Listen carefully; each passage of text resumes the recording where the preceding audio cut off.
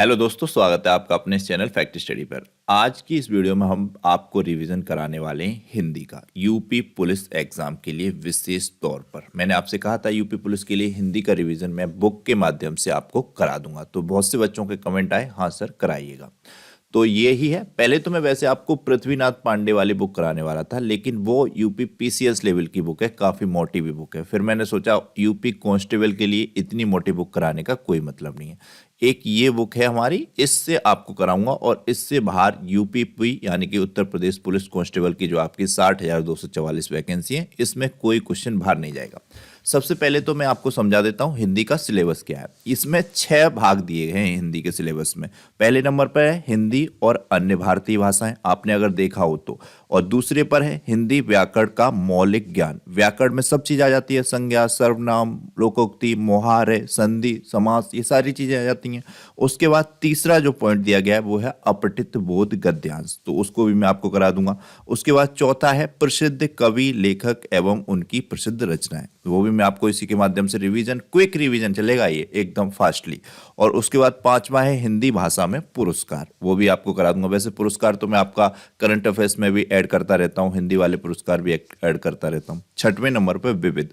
अब विविध एक ऐसी चीज दी जाती है जिसमें कुछ भी नहीं छूटता है, जिससे कि स्टूडेंट कल को किसी प्रकार का सवाल या निशान न उठा पाए एग्जाम बनाने वाले पर कि ये सिलेबस में नहीं था, ये कहाँ से दे दिया। हालांकि वो देते नहीं है, देते तो आपका ये बुक में है जितना उसके अंतर्गत ही है, लेकिन वो विविध एक रखते हैं, तो ये ध्यान रखना है। तो यहां से शुरू करते हैं। आज ये फर्स्ट चैप्टर का कराऊंगा, उसके बाद जिस तरीके से आप लोगों का रेस्पॉन्स रहेगा उस तरीके से आगे वीडियोस लाई जाएंगी। फर्स्ट पॉइंट दिया गया है इसमें, हिंदी भाषा का स्वारंभ या प्रादुर्भाव कब हुआ था। इसी तरीके के शब्द आपके एग्जाम में लिखे हुए आते हैं, प्रादुर्भाव या प्रादुर्भाव, आप जो भी पढ़ पा रहे हो। तो 1000 ईस्वी के आसपास हिंदी भाषा का स्वारंभ माना जाता है। भाषाओं का विकास क्रम किस प्रकार है, हिंदी सब कब आती है। तो हिंदी तो बहुत बाद में आती है। सबसे पहले शुरुआत भाषाओं की जननी संस्कृत से मानी जाती है। संस्कृत के बाद थोड़ी अपडेट हुई, भाषा सरल हुई तो पाली हो गई, पाली से भी और सरल हुई प्राकृत हो गई, प्राकृत से भी और सरल अपभ्रंश, और उसके बाद हिंदी। और उसके बाद ये आपको ध्यान रखना है। तो ये इसी से रिलेटेड एग्जाम में यूपी पुलिस के में अब तक जो भी क्वेश्चन बने वो बने, तो ये एक क्रम याद रखिएगा। संस्कृत, पाली, प्राकृत, अपभ्रंश, हिंदी, वेरी इंपॉर्टेंट है। हिंदी से ठीक पहले की भाषा कौन सी है, इस तरीके से क्वेश्चन पूछा जाता है। हिंदी से ठीक पहले की भाषा कौन सी है, तो ये अपभ्रंश। ये बहुत बार क्वेश्चन पूछा गया है, वेरी वेरी इंपॉर्टेंट है। ऐसा तो कम ही पूछा जाता है कि अपभ्रंश से पहले की पूछ ली जाए प्राकृत, लेकिन जब आपको ये ज्यादा से ज्यादा 5 ही तो हैं, क्रम में बहुत आसानी से याद हो जाएंगे। संस्कृत, पाली, प्राकृत, अपभ्रंश, हिंदी। तो क्वेश्चन इसी तरीके से बनता है, हिंदी से ठीक पहले की भाषा कौन सी थी, तो ये अपभ्रंश। ये बहुत बार रिपीट हुआ है। हिंदी किस लिपि में लिखी जाती है, तो ये देवनागरी लिपि में लिखी जाती है, वेरी वेरी इंपॉर्टेंट है। जैसे कि ये आपको कुछ पॉइंट दिए गए हैं। ये युक्ति पब्लिकेशन की बुक है, बहुत अच्छा पब्लिकेशन है। इसका मैंने काफ़ी एनालाइज किया, उसके बाद बुक लाया। मुझे इससे एक भी रुपए का लालच नहीं है। आप चाहें तो ये पब्लिकेशन वालों का जो नंबर दिया है हमने आपको एक बार वीडियो में, उसमें पूछ भी सकते हैं। हमें इनसे एक फूटी कौड़ी नहीं चाहिए, हमने साफ मना कर दिया। जितना डिस्काउंट कर सकते हैं स्टूडेंट्स के लिए कर दीजिएगा, वरना हम तो ये वीडियो के फॉर्म में आपको रिवीजन करवा ही रहे हैं। तो ये इसलिए इंपॉर्टेंट है। एक बार जब आपका पिछला वाला यूपी पुलिस का एग्जाम हुआ था, उस टाइम हूबहू क्वेश्चन इससे, जिस तरीके से इन्होंने दिए थे, आगे इस वीडियो में क्वेश्चंस भी हैं, जिस लैंग्वेज में दिए थे उसी ही लैंग्वेज में एग्जाम में क्वेश्चन आए थे, और काफी मतलब चर्चित भी हुआ था वो पॉइंट। तो ये काफी इंपॉर्टेंट इसलिए है, इसलिए इसको हमने चुना है। और जैन साहब हैं इसके पब्लिकेशन वाले, काफी अच्छे व्यक्ति हैं, उनका नेचर भी अच्छा है, इसलिए भी इंपॉर्टेंट है। एक आदमी का आचार विचार भाव वो भी बताता है कि आदमी किस तरीके से काम कर रहा है, वो चीज़ भी इंपॉर्टेंट है। तो जैसा कि ये पॉइंट भी काफ़ी अच्छे अच्छे इस बुक में दिए गए हैं। तो हिंदी भाषा की राजभाषा आप सभी जानते हैं, सरकारी कामकाज वाली भाषा होती है। संविधान के भाग 17 में अध्याय 1 की धारा 343(1) में हिंदी की राजभाषा घोषित किया गया है, जिसकी लिपि देवनागरी है। हिंदी भारत के लगभग 70 करोड़ लोग बोलते और समझते हैं, इसलिए यह देश के बहुसंख्यक लोगों की भाषा है, और इसी कारण यह भारत की राष्ट्रभाषा भी कहलाती है। तो वैसे तो कभी राष्ट्रभाषा वाला क्वेश्चन नहीं पूछा जाता है, यही क्वेश्चन बनता है भारत की राजभाषा कौन सी है, तो ये हिंदी है। हिंदी दिवस कब मनाया जाता है, 14 सितंबर को मनाया जाता है। और विश्व हिंदी दिवस आप सभी को मालूम होगा 10 जनवरी को मनाया जाता है। ये भी आपको ध्यान रखना है, विश्व हिंदी दिवस और राष्ट्रीय हिंदी दिवस या हिंदी दिवस, दोनों पॉइंट आपको कंफ्यूज नहीं होना है। 14 सितंबर को हिंदी दिवस मनाया जाता है क्योंकि संविधान सभा ने 14 सितंबर 1949 को हिंदी भारत की राजभाषा होगी यह प्रस्ताव पास किया था। हिंदी उत्तर भारत के प्रांतों की भाषा है, तो ये आपको ध्यान रखना है। कितने प्रांतों की भाषा है उत्तर भारत में? 10 प्रांतों की। ये क्वेश्चन कम ही पूछा जाता है, लेकिन ये ध्यान रखिएगा, कुछ भी पूछ सकते हैं। इन 10 प्रांतों में कौन कौन से प्रांत आते हैं? हरियाणा, हिमाचल प्रदेश, दिल्ली, उत्तर प्रदेश, उत्तराखंड, राजस्थान, मध्य प्रदेश, छत्तीसगढ़, बिहार, झारखंड। इन क्षेत्रों में बहुलता से हिंदी बोली जाती है। हिंदी के अंतर्गत 5 उपभाषाएं और 18 बोलियां हैं। इनके नाम इस प्रकार से हैं। इनसे क्वेश्चन अक्सर कर बनते हैं। ये तो प्लीज आपको बहुत अच्छे से ध्यान रखनी है, वेरी वेरी इंपॉर्टेंट है। बहुत क्वेश्चन इनसे बनते हैं। जैसे कि पश्चिमी हिंदी में कौन सी भाषा आएगी? तो ये आएंगी ब्रज, खड़ी बोली, कन्नौजी, बुंदेली, बंगारू। क्वेश्चन पूछा जाएगा आपको खड़ी बोली किसके अंतर्गत आती है? इनमें से ये ऑप्शन में होंगी पश्चिमी हिंदी, पूर्वी हिंदी, बिहारी हिंदी, राजस्थानी। तो आपको पता होना चाहिए ब्रज, खड़ी बोली, कन्नौजी, बुंदेली, बंगारू ये पश्चिमी हिंदी के अंतर्गत आती हैं। पूर्वी हिंदी के अंतर्गत अवधी, बघेली, छत्तीसगढ़ी। और बिहारी हिंदी के अंतर्गत उपभाषा भोजपुरी, मैथिली, मगही। राजस्थानी हिंदी के अंतर्गत मेवाती, अब ये राजस्थान के नाम से ही आऊंगी, मेवाती, मालवी, मारडी, जयपुरी। ये तो नाम से ही पहचान लेनी चाहिए। थोड़े से कॉमन सेंस वाला स्टूडेंट्स आसानी से इनको कर ले जाएगा। पहाड़ी हिंदी में गढ़वाली, कमायूनी, नेपाली, ये भी बड़े आसानी से नाम से ही पहचानी जा रही हैं। तो प्लीज इनको आप ज्यादा समय नहीं लगेगा, एक कागज लीजिएगा और उस पर ये नोट कीजिएगा, ये नोट कीजिएगा ये वाला पॉइंट, और अपने पिन बोर्ड से लगा लीजिएगा या अपने कहीं भी रख सकते हैं, रख लीजिएगा। दिन में 2 से 3 बार 5-5, 10-10 सेकंड लगेंगे, रिवीजन कर लीजिएगा। 1 नंबर का क्वेश्चन पक्का हो जाएगा। इस तरीके का 1 नंबर का क्वेश्चन बनता है और इसी पुलिस के एग्जाम में नहीं और भी एग्जाम्स में बनता रहता है। हिंदी में प्रकाशित भारत का पहला समाचार पत्र कौन सा है? तो ये उद्यत मार्तंड है। हिंदी में प्रकाशित भारत का पहला समाचार पत्र उद्यत मार्तंड है। ये इसकी इमेज भी क्रिएट की गई है। बुक को इन्होंने बहुत अच्छे तरीके से बनाने का प्रयास किया है, तो ये ध्यान रखना है। उद्यत मार्तंड हिंदी का पहला समाचार पत्र था जो कोलकाता में 1826 ईस्वी में जुगल किशोर के संपादक में प्रकाशित हुआ था। वेरी इंपॉर्टेंट पॉइंट है, ध्यान रखिएगा। यहाँ पर कुछ पॉइंट दिए गए हैं, जैसे कि पश्चिमी हिंदी और उसकी बोलियों का विकास सौरसेनी अपभ्रंश से हुआ, जबकि पूर्वी हिंदी का विकास अर्धमागधी अपभ्रंश से हुआ। यह क्वेश्चन पूछा जाता है कि पश्चिमी हिंदी और उसकी बोलियों का विकास किस अपभ्रंश से हुआ? तो सौरसेनी अपभ्रंश से। जबकि पूर्वी हिंदी का विकास किससे हुआ? अर्धमागधी अपभ्रंश से। पंजाब, गुजरात, जम्मू कश्मीर, महाराष्ट्र, आंध्र प्रदेश में भी प्रांतीय भाषाओं के साथ साथ हिंदी बोली जाती है। हिंदी फिल्मियों, टेलीविजन कार्यक्रम, टेलीविजन, ये तो कुछ ज़्यादा इंपॉर्टेंट पॉइंट है नहीं। वर्तमान में हिंदी अखबारों को 300 साढ़े 300 के आसपास हैं, ये भी कुछ नहीं है ज़्यादा इंपॉर्टेंट। हिंदी भारत के संपर्क भाषा भी है, क्योंकि 2 भिन्न प्रांतीय भाषाएं बोलने वाले लोग पारस्परिक संपर्क के लिए हिंदी का प्रयोग करते हैं। हाँ, पारस्परिक संपर्क इतना तो रहता है, हिंदी को ज़्यादा पूरे भारत में ही लोग आसानी से थोड़ा बहुत तो समझते हैं। वैसे तो इंग्लिश आप थोड़ा सा ज़्यादा वैश्विक लेवल की लैंग्वेज बन चुकी है, उसको आप कहीं भी प्रयोग कर सकते हैं। यहाँ पर क्या पॉइंट दिया गया है? कुंभ मेले में जहाँ पूरे देश के लोग आते हैं, संपर्क के लिए हिंदी भाषा का ही प्रयोग किया जाता है। तो शायद पूछ ले, क्योंकि कुंभ मेला काफ़ी चर्चा में भी रहा है, दुनिया का सबसे बड़ा मेला में से है। तो ये कि कुंभ मेले में ज़्यादातर हिंदी भाषा का प्रयोग, वैसे ये पॉइंट बनेगा नहीं। संविधान की 8वीं अनुसूची में कितनी भाषाओं का उल्लेख है? वेरी इंपॉर्टेंट, 22 भाषाओं का उल्लेख है। ये 22 भाषाएं कौन सी हैं? असमिया, गुजराती, कन्नड़, कोंकणी, मणिपुरी, नेपाली, पंजाबी, सिंधी, तेलुगु, बोडो, संथाली, बांग्ला, हिंदी, कश्मीरी। 13वें नंबर पर ये अपनी हिंदी है। मलयालम, मराठी, उड़िया, संस्कृत, तमिल, उर्दू, मैथिली, डोगरी। हिंदी किस परिवार के अंतर्गत आती है? ये यूपीपी के लिए इंपॉर्टेंट है। इस तरीके के क्वेश्चन बनते हैं, आपको इजी लग रहे हो, कुछ बच्चे सोच रहे हो, लेकिन ये क्वेश्चन पूछे जाते हैं। तो हिंदी भारोपीय परिवार के अंतर्गत आती है। हिंदी भारोपीय परिवार के अंतर्गत आने वाली आर्य भाषा है। आर्य भाषा काल के अंतर्गत आने वाली भाषाएं ये हैं। प्राचीन आर्य भाषा संस्कृत। पूछ लिया जाए प्राचीन आर्य भाषा कौन सी है, तो आपको पता होनी चाहिए संस्कृत। मध्यकालीन आर्य भाषा कौन सी है? पाली, प्राकृत, अपभ्रंश। आधुनिक कालीन आर्य भाषाएं हिंदी, पंजाबी, मराठी, बंगाली, सिंधी, गुजराती, उड़िया, असमिया। तो ये ध्यान रखनी है। उत्तर भारत में आर्य भाषाएं बोली जाती हैं, तो दक्षिण भारत में द्रविड़ परिवार की भाषाएं बोली जाती हैं। वेरी इंपॉर्टेंट पॉइंट है, पूछा जाएगा उत्तर भारत में कौन सी भाषाएं बोली जाती हैं, तो ये आर्य भाषाएं बोली जाती हैं। हिंदी आर्य भाषा। दक्षिण भारत में द्रविड़ परिवार की भाषाएं बोली जाती हैं। हिंदी भारोपीय परिवार की भाषा है, वेरी इंपॉर्टेंट। तो जैसा कि ये इन्होंने कहा है, तेलुगु आंध्र प्रदेश की है, तमिल तमिलनाडु की, कन्नड़ कर्नाटक की, मलयालम केरल की। पहला ही जो पॉइंट था वो हमारा क्या था? हिंदी और अन्य भारतीय भाषाएं। तो इसीलिए ये सारे पॉइंट इसमें दिए गए हैं। ये सब अन्य भाषाओं की भी चर्चा इसमें की गई है, जानना भी जरूरी है। इंपॉर्टेंट है सारे के सारे पॉइंट। देवनागरी वर्णमाला, ध्यान रहे यह सरकारी देवनागरी वर्णमाला नहीं है। इसमें कुल 52 वर्ण हैं, जिसमें से स्वर वर्ण 11 हैं और 41 शेष वर्ण हैं, और उसके बाद ऊष्मीय वर्ण आ जाते हैं, अंत्यस्थ वर्ण आ जाते हैं। इस तरीके से कुल टोटल 52 वर्ण हो जाते हैं। स्वर कौन कौन से 11 हैं? अ आ, ई उ ऊ, र ए ओ ओ। ये ध्यान रखने हैं, इंपॉर्टेंट है। 11 स्वर।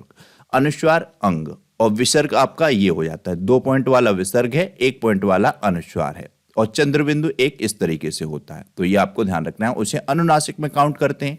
और ये देखिए आप कंठ वाले व्यंजन, इसको पढ़ लीजिएगा, आपने पढ़े हैं अच्छी बात है, वरना एक बार आप अपना नोट कर लीजिएगा। इनसे घुमा फिरा के क्वेश्चन पूछा जाएगा। 4 वर्ड दे दिए जाएंगे, पूछ लिया जाएगा कंठ वर्ड कौन सा है, तालव्य वर्ड कौन सा है, मूर्ध वर्ड कौन सा है, दंत वर्ड कौन सा है, ओष्ठ वर्ड कौन सा है।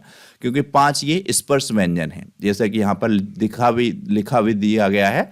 5 स्पर्श व्यंजन कंठ कौन से है? क ख ग घ ड़, च छ ज झ ऐ, ट ठ ड ढ ढ, त थ द ध न, प फ ब भ म। तो ये आप एक बार याद कर लीजिएगा। कंठवर्ण, तालव्य वर्ण, मूर्धवर्ण, दंतवर्ण, ओष्ठवर्ण, कवर के, चवर के, टवर के, तवर के, पवर के, ये 5 वर्ग के स्पर्श व्यंजन है। इसके बाद 4 अंत्यस्थ व्यंजन है, य र ल व, और 4 ही आपके ऊष्म व्यंजन है, स स ह। वेरी वेरी इंपॉर्टेंट क्वेश्चन है, ध्यान रखिएगा। संयुक्त व्यंजन भी 4 हैं, छ त्र ज्ञ स्त्र।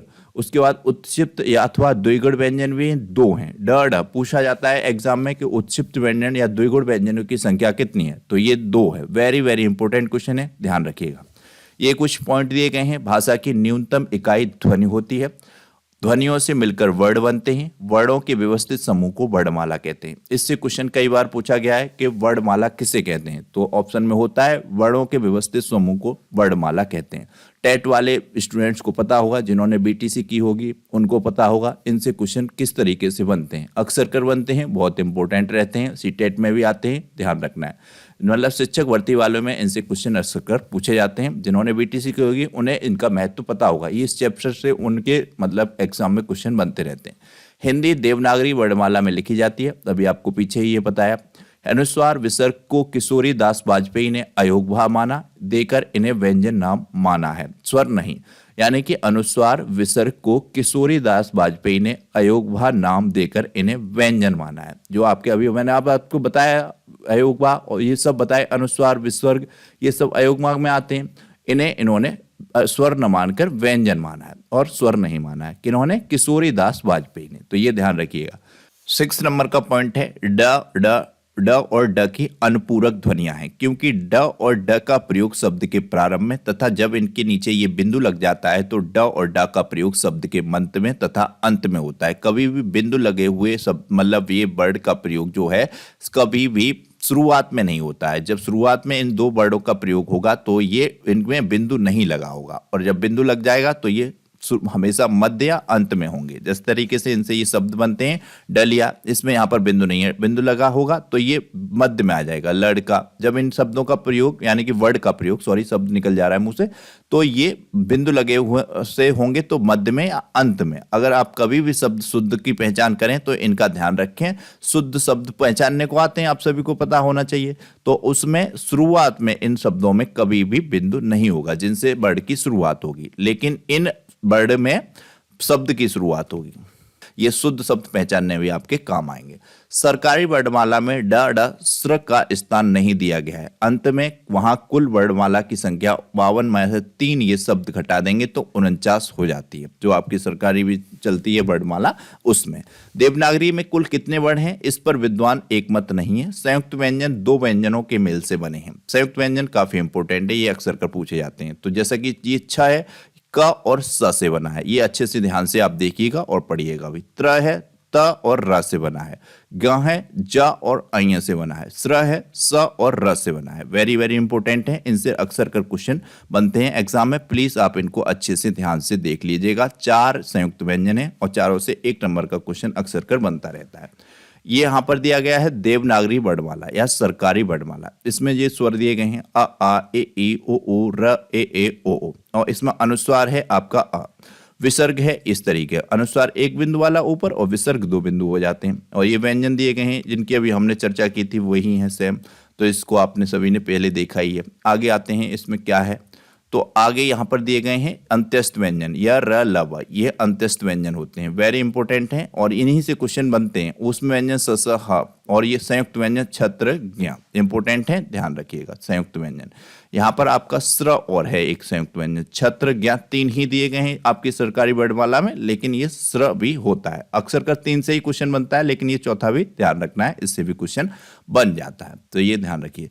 तो ये देवनागरी वर्णमाला सरकारी स्तर में 11 स्वर और देवनागरी वर्णमाला में 38 व्यंजन है। देवनागरी वर्णमाला में स्वर तथा व्यंजनों को मिलाकर कुल 49 वर्ण है। क्वेश्चन पूछ लिया जाएगा, देवनागरी शब्द जुड़ा होगा उसमें, देवनागरी वर्णमाला में कुल कितने वर्ण हैं, तो ये आपको ध्यान रखना है 49 वर्ण है, जिसमें से 11 स्वर हैं और आपके 38 व्यंजन हैं।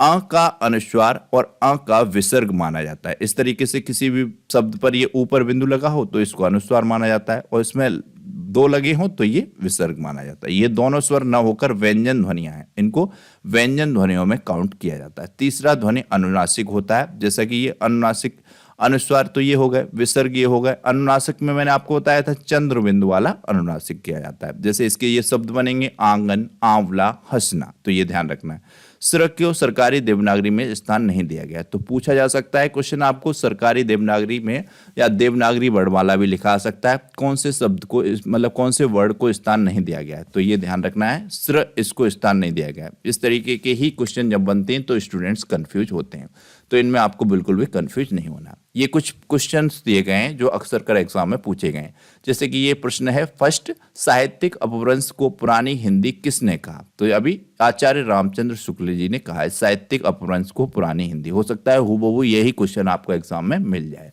हिंदी का संबंध किस से है, वेरी वेरी इंपॉर्टेंट क्वेश्चन है। तो अभी हमने बताया सौरसैनी अपभ्रंश से है हिंदी का संबंध।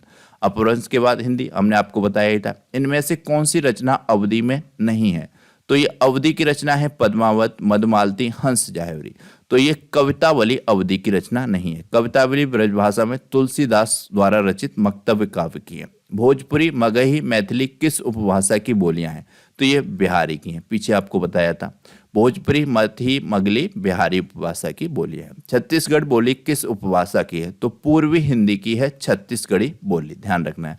उत्तर प्रदेश टीईटी में ये क्वेश्चन पूछा गया। क्वेश्चन नंबर 6 है, ब्रज भाषा का विकास किस अपभ्रंश से हुआ है, तो ये सौरसैनी अपभ्रंश से हुआ है ब्रज भाषा का। इस पुस्तक में ये क्वेश्चन भी दिए गए हैं, ये पुस्तक में आपको क्वेश्चन मिलेंगे, वीडियो में तो मैं आपको करा ही रहा हूँ, तो जो खरीद सकते हैं अगर चाहें तो खरीद लें, वरना वीडियो के माध्यम से मैं ये सब चीजें आपको कराऊंगा। हिंदी का राजभाषा कब घोषित किया गया, तो ये मैंने आपको बताया 14 सितंबर 1949 को किया गया। नागरिक प्रचारी सभा की स्थापना को भी 1893 में हुई, काफी इंपोर्टेंट पॉइंट है ये नागरिक प्रचारी सभा वाला। 1893 में श्री श्याम सुंदर दास जी और पंडित राम नारायण मिश्र, ठाकुर शिव कुमार सिंह ने काशी नागरिक प्रचारी सभा की स्थापना की। इसके प्रथम सभापति राधा कृष्ण दास बनाए गए। खाल कव्वारी रचना किसकी है, अमीर खुसरो की है, बहुत पूछी जाती है एग्जाम में, ध्यान रखना है। खाल कव्वारी रचना कौन सी बोली उत्तर प्रदेश में नहीं बोली जाती, तो जैसा कि आपको पता होना चाहिए, ब्रज बोली जाती है, कन्नौज बोली जाती है, खड़ी बोली जाती है, मैथिली नहीं बोली जाती, ये बिहार की भाषा है, शुरुआत में बता दिया था।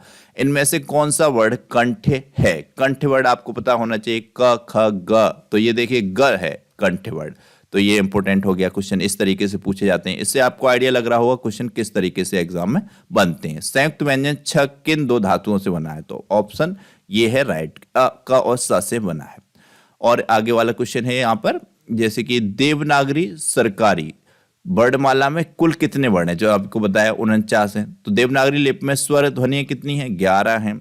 अघोष व्यंजन कौन सा है, तो जैसा कि आपको पता है स्पर्श व्यंजन में 5 स्पर्श व्यंजन आते हैं, कवर, चवर, टवर, तवर। इनमें से जो है पहला, तीसरा, पहला और दूसरा अघोष होता है, पहला और दूसरा। उसके बाद इनमें 5 में 5 वर्ड होते हैं, क, ख, ग, घ और ड, इस तरीके से। तो इसमें ये पहला और दूसरा अघोष होगा, तीसरा, चौथा, पांचवा ये आपका घोष होगा, ये ध्यान रखिए। तो इसमें अघोष कौन सा हो जाएगा, क हो जाएगा। ख भी होता तो ख भी हो जाता। उसके बाद तीसरा, चौथा, पांचवा ये हो जाते आपके घोष। यही में अल्पप्राण महाप्राण होता, तो पहला, तीसरा, पांचवा आपका कौन सा हो जाता, अल्पप्राण, और दूसरा, चौथा महाप्राण हो जाता, ख और घ महाप्राण हो जाते। इस तरीके से आगे सब चीजें आपको क्लियर करते हुए रिवीजन के तौर पर चलेंगे।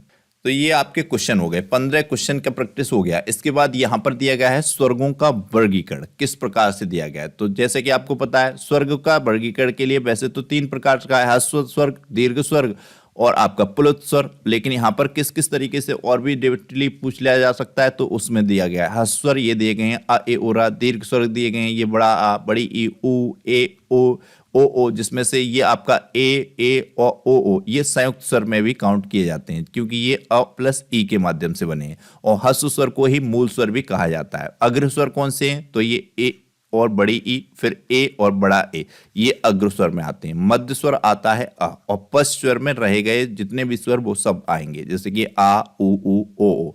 काफी इजी है इनको याद करना, एक बार आप ध्यान से पढ़ेंगे तो इनको कर ले जाएंगे याद। जैसे कि सबसे पहले ध्यान रखना है आपको मध्य स्वर होता है अ, क्योंकि ये इसमें एक ही वर्ड है तो ये ध्यान रख लीजिएगा। मध्य स्वर कौन सा है अ। फिर आप आ जाइएगा अग्र स्वर पर, अग्र स्वर कौन सा है ई, ए। इस तरीके की ये 2-4 वर्ड है जो कि मतलब एक छोटा वर्ड है फिर उसके बाद एक बड़ा वर्ड, तो ये अग्र स्वर में आ गए। उसके बाद बचे हुए जो भी हैं आ, उ, ओ, ये आपके पश्च स्वर में आ जाएंगे। इस तरीके से थोड़ा सा अपने दिमाग पे जोड़ डालिएगा, ट्रिक को बनाने की कोशिश कीजिएगा। जैसे कि मैंने बताया सबसे पहले मध्य स्वर को काउंट कीजिएगा, उसके बाद ये अग्र स्वर, पश्च स्वर। व्यंजनों का वर्गीकरण उच्चारण स्थान प्रयत्न के आधार पर किया गया है। तो व्यंजन कौन कौन से हैं, प्रयत्न के आधार पर व्यंजन है स्पर्श, स्पर्श संघर्षी, नासिक, पार्श्विक, प्रकंपित, उत्क्षिप्त, संघर्षी, संघर्षहीन, अप्रवाह। उच्चारण के आधार पर हैं ओष्ठ, दंत, कंठ, वतस्य, तालव्य, जिह्वामूली, स्वर यंत्रमुखी, पूर्व तालव्य, पश्चिम तालव्य। तो ये आपको ध्यान रखना है, थोड़ा सा पढ़ लीजिएगा, ज्यादा इसमें से पूछा नहीं जाएगा। बस जो आपका पूछा जाता है जैसे कि दे देगा अल्पप्राण, महाप्राण, इसमें संयुक्त व्यंजन दे देगा। और ये सबसे ज्यादा इंपॉर्टेंट मैंने शुरुआत में बताया आपका कि ये जो ध्वनियाँ हैं आपकी पश्चिमी हिंदी, पूर्वी हिंदी, बिहारी, राजस्थानी, पहाड़ी, इस तरीके से इनसे 1 या 2 नंबर का क्वेश्चन एग्जाम में बन जाता है यूपी पुलिस का। तो ये आज तो फर्स्ट चैप्टर था। आप प्लीज़ कमेंट बॉक्स में बताइएगा आपको कैसा लगा। इसी तरीके से रिवीजन आपको चाहिए तो इसको कंटिन्यू करेंगे, अगर स्टूडेंट की संख्या सही रही तो, नहीं तो इसको बंद कर देंगे। करंट अफेयर्स और जीके तो आपका रहेगा ही। तो ये आपको वीडियो कैसे लगा इसको बताइए, लाइक कीजिए, शेयर कीजिए। Thank you so much.